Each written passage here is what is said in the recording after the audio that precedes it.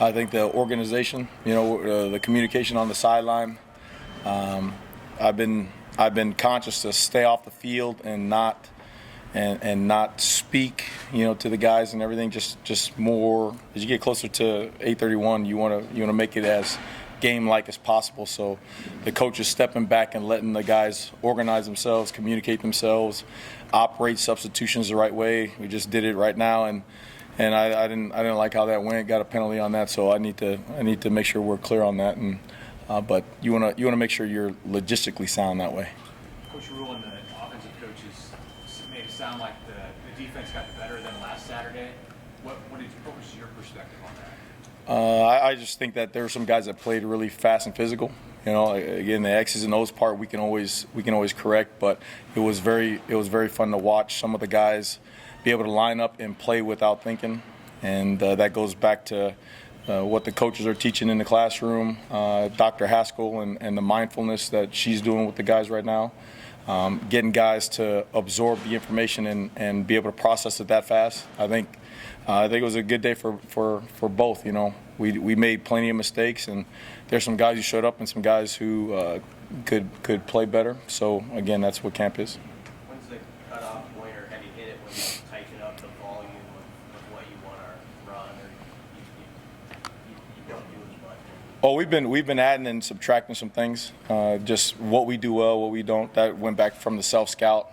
That was huge, and making sure we were practicing the stuff. I mean, I know, in camp sometimes you kind of go and just plays, and then you look and say, are we going to actually use this in 8:31? So it was good to scale back on some of those things, for myself, and then call more of the things we weren't good at or that we're going to actually use. So it was a good deal.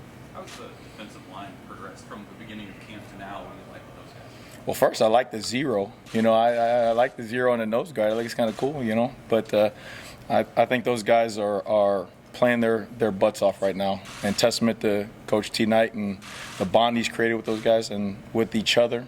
I can hear him in the meeting rooms.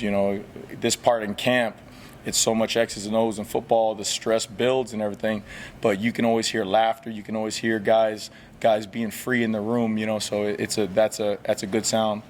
And then those guys up front. I mean, when you see them come off the ball and you see them play, that's the most noticeable, right? Because the front is where it starts. And when those guys are playing physical and fast, you got a chance. So I like where those guys are at. You mentioned single digits too. What does that mean? That a lot of those guys are on the defensive side. Oh, I mean, that's a testament to them. I didn't do anything. Those guys are OOU guys, and it's really cool when that kind of reward comes from the team. That coaches are out of it. It's a team honor. And it's really neat for good guys to be rewarded, and those guys are good guys. Not that we don't have a lot of them in the locker room. It's really fun to see, because those are the guys who you kind of noticed early on that they were doing things the right way, and it's cool that they got rewarded that way. Coach Nick Hendrick was one of those single-digit guys coming off a serious knee injury. What have you seen from him in fall camp? Is he playing as fast as he was? What he looked on tape last year? Yeah, you see a veteran right away.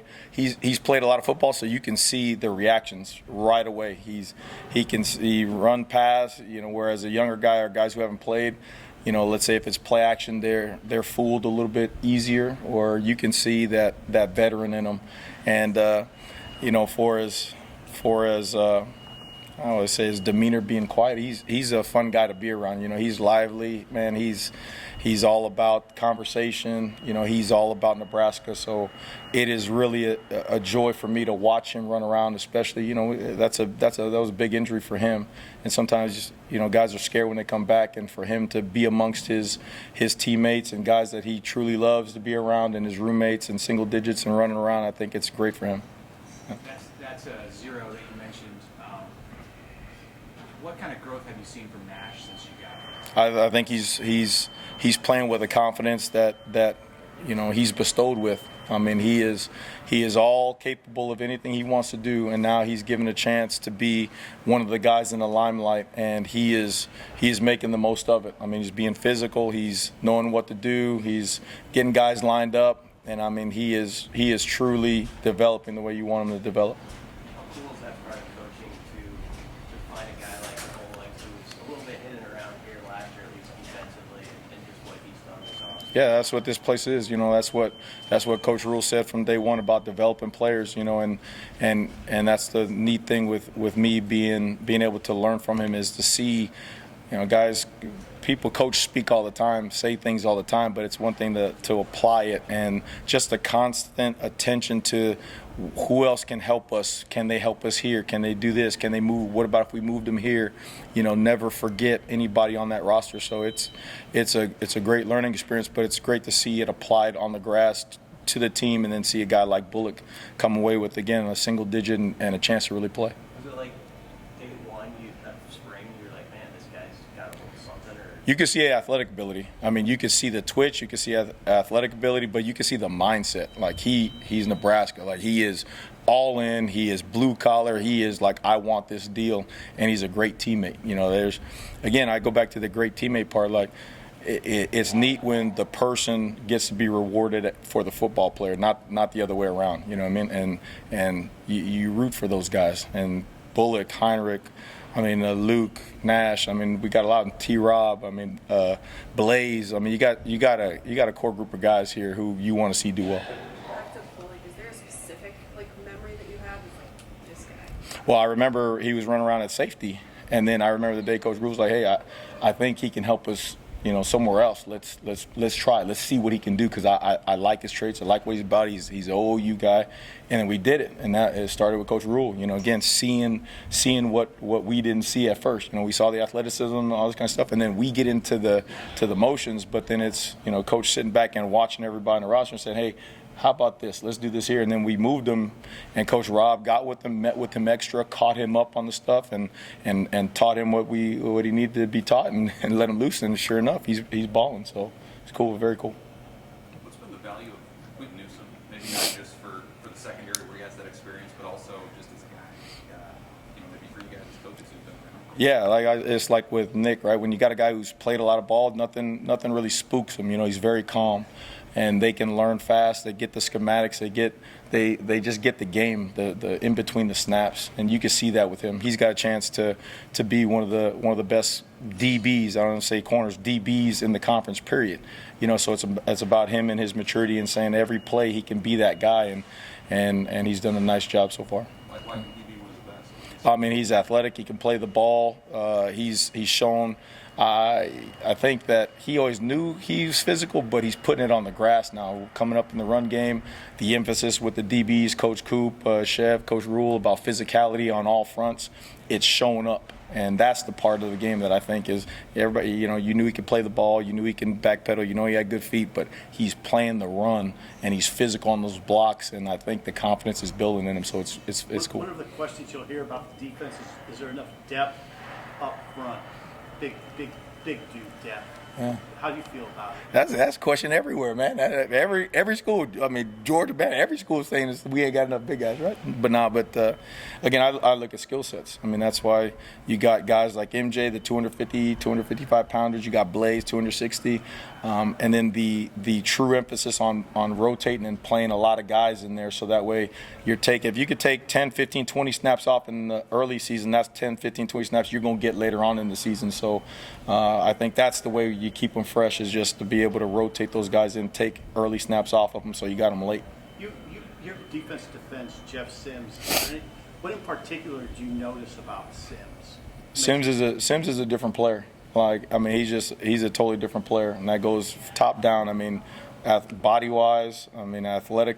He was always gifted athletically. I remember playing him when I was at my old school, and you can see the talent there. He is just I think he's on a different level with Coach Rule and Coach Sat with him, Adam DeMichael. Those guys being there, Corey, Dr. Haskell, working the mind. Again, he's fun to watch, especially seeing him back then and seeing him now. He's fun to watch back there, so it's cool. What's the change from then to now? What's the foremost change? I think when you're a quarterback, you're all-encompassing, right? You see him and you say, he can run and do all that stuff. I think his reads, I think his confidence in the pocket, I think his maturity, I think his strength, his arm. You name it. The guy has really put in the work to be a leader in this system at Nebraska. So it's on defending him on the other side. He's making me a better coach for sure. Tell me what about Luke Weimer? What kind of camp is he having, and how does his skill set translate into what you want to accomplish in terms of his role? Yeah, with Luke, it's funny because with Luke, when it's not live, you're always wondering if he was going to trigger and, hey man, come on, let loose. He's one of those guys who don't want to make a mistake so much to the point where, like, there's some plays that he could actually make, he just wouldn't let it loose.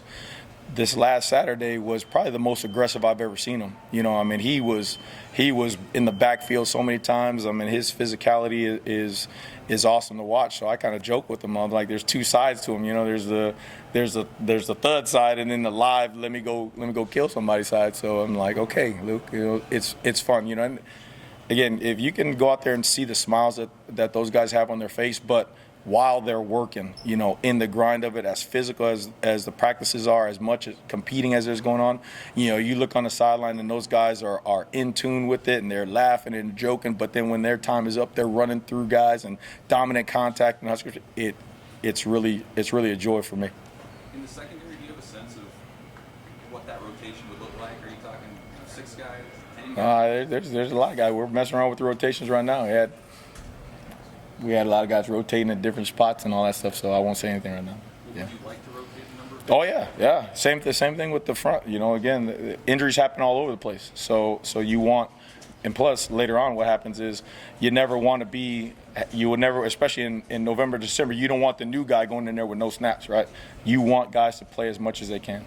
You talked about last one, Wesley, a couple of weeks ago, about how he's a guy who's bought into the system, who's really developed. Now that you've gotten more live and you've done more scrimmages, how have you seen him perform with this? Same. Again, you see him out on the field and you love what Ruquan has transformed into, and again, it's not a surprise that he's going to play. It's not a surprise. The person he is, and then translating to on the grass and how he's transformed his body and stuff and his mind.